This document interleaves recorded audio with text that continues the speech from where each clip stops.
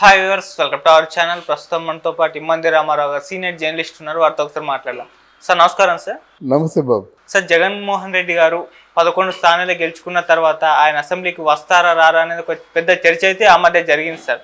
అయితే ఆయన రారు అన్నదానికి చాలా మంది ఓటేశారు. కానీ ఇప్పుడు పేర్ని నాని గారు ప్రెస్ మీట్లో జగన్మోహన్ రెడ్డి గారు అసెంబ్లీకి వస్తారు అని చెప్పినట్టుగా వార్తలు అయితే వస్తున్నాయి సార్. మరి జగన్మోహన్ రెడ్డి గారు నిజంగా అసెంబ్లీకి వస్తారా?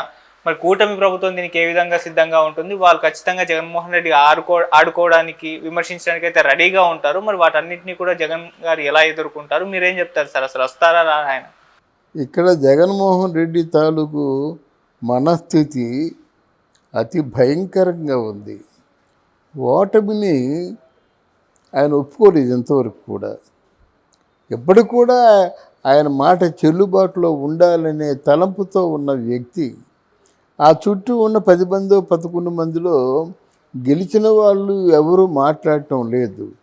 ఆ కొంతమంది ఆయన తాలూకు మౌత్ పీసులు ఉన్నారు కదా, వాళ్ళు ఓడిపోయినందుకు 1% కూడా బాధపడటం లేదు.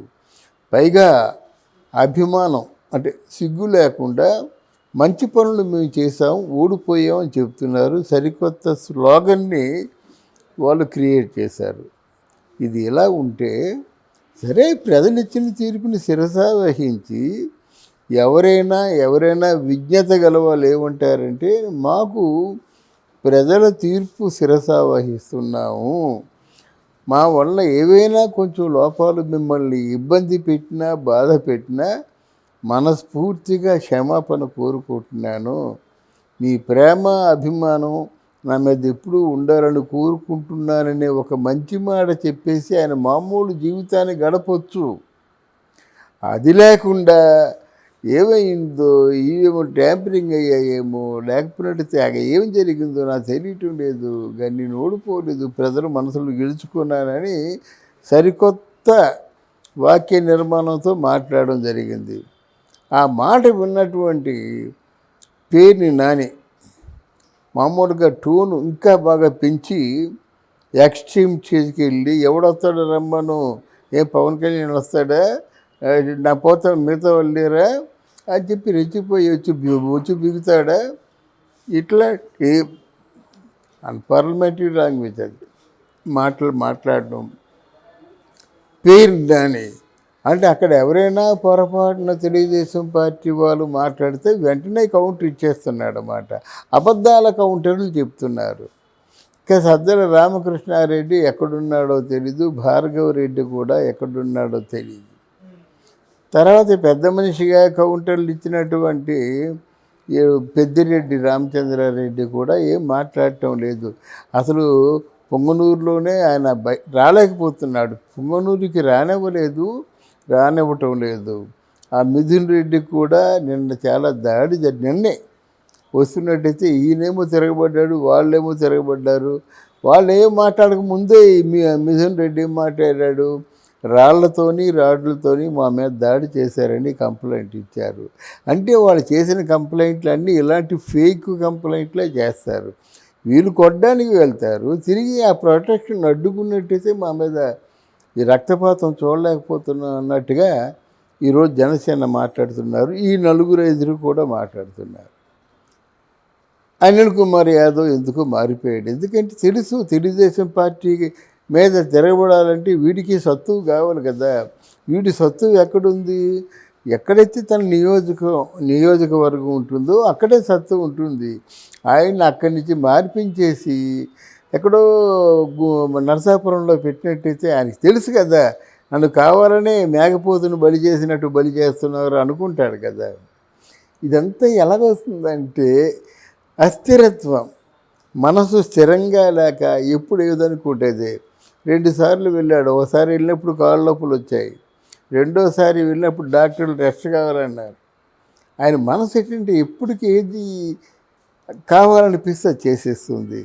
తర్వాత కొత్తగా విజయసాయిరెడ్డి, ఎవరైతే ఆయనకి సోల్, ఎవరైతే ఆత్మ అనుకున్నాడో ఆత్మ కాస్త బదారు పాలైపోయింది. ఎక్కడ చిన్న భిన్నం అయిపోయినట్టు అసలు బయటికి రాలేరు. ఇటువంటి సందర్భంలో పేర్ని నాని ఎందుకు వస్తున్నాడని చెప్పాడో నాకు అర్థం కాదు. అంటే జగన్మోహన్ రెడ్డి నాకు తెలిసి వస్తానని చెప్పడం. ఎందుకంటే రాజసంగా 151 మందితో వచ్చేవాడు. 151 మంది వచ్చిన తర్వాత అందరూ చూడాలని లేటుగా వచ్చే జగన్మోహన్ రెడ్డి ఈరోజు ఉన్న 10 మందిలో 4-5 బయటికి పోయినారు. ఈ నలుగురిని పెట్టుకొని వస్తాడని నేను అనుకోను. ఇంకొక విషయం కావచ్చు ఏంటంటే, ముందుగా లీక్ ఇస్తాడు. ఏదైనా ఇష్యూ చేసే ముందు లీక్ ఇస్తాడు. ఆ లీక్ మీద ప్రజల స్పందన ఎలాగుందో తెలుసుకొని చాలామంది తిడతారు, ఏ మొహం పెట్టుకుని వెళ్తామని. వాళ్ళకి ఏం కావాలి, ప్రజలకు ఏం కావాలి, ఇది మనం అనే మాట కాదు, ప్రజలు అంటారన్నమాట.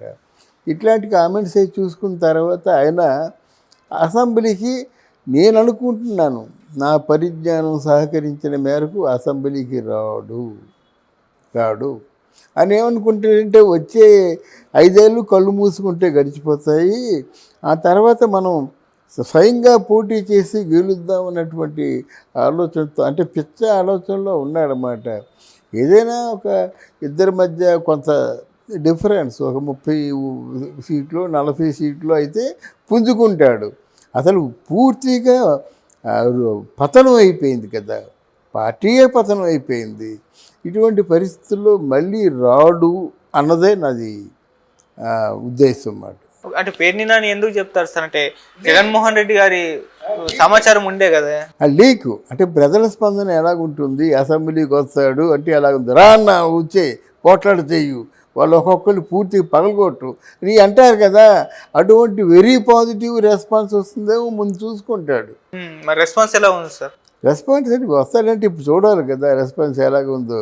అయినా వీళ్ళ మాటల మీద ఎవరికి స్పందన ఉండదు, వీళ్ళ మాటలో క్రెడిబిలిటీ ఎవరికి లేదు. కొడాలి నాని మాటలు ఎంతమంది వింటారండి? ఒకవేళ విన్నా సరే ఎన్నిసార్లు మాట్లాడిన అదే మాట కదా, నీ అమ్మ మొగుడు, నా అమ్మ మొగుడు, నా బొచ్చు నీ బొచ్చు తప్ప ఇంకేదైనా ఆ రొచ్చు మాటలు తప్ప ఇంకేమైనా మంచి మాటలు మాట్లాడతాడా? అనిల్ కుమార్ యాదవ్ వాడేమో డ్రామా యాక్టింగు, అంబటి రాంబాబు ఆయన ఒక డ్రామా యాక్టరు. ఆయన ఒక మాట చెప్తూ, పోలవరం ఇక ముందు నా పరిజ్ఞానం సహకరించిన మేరకు పోలవరం పూర్తవ్వదు, ఎందుకంటే ఇంజనీర్స్ అందరూ చూసి ఎట్టి పరిస్థితుల్లో పోలవరం పూర్తి అవ్వదన్నారు.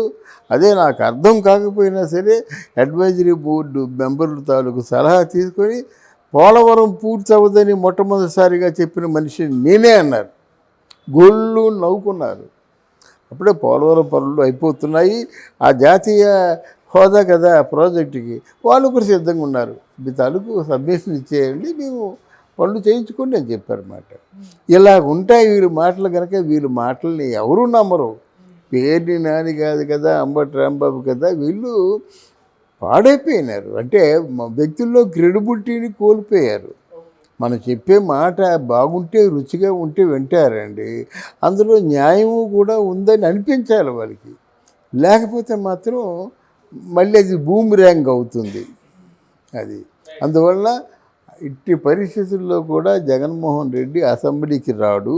వచ్చిన 1-2 రోజులు తప్ప అక్కడ ఉండడు. ఎందుకంటే ఏవైనా తిట్టినట్టయితే అసెంబ్లీ ముఖంగా తిట్టారని చాలామంది వెయిట్ చేస్తున్నారు. అసెంబ్లీకి వెళ్ళి తిట్లు తినడం తప్ప ఈయన మాట్లాడేది ఏమి ఉండదు కదా, మాట్లాడడానికి ఛాన్సే లేదు.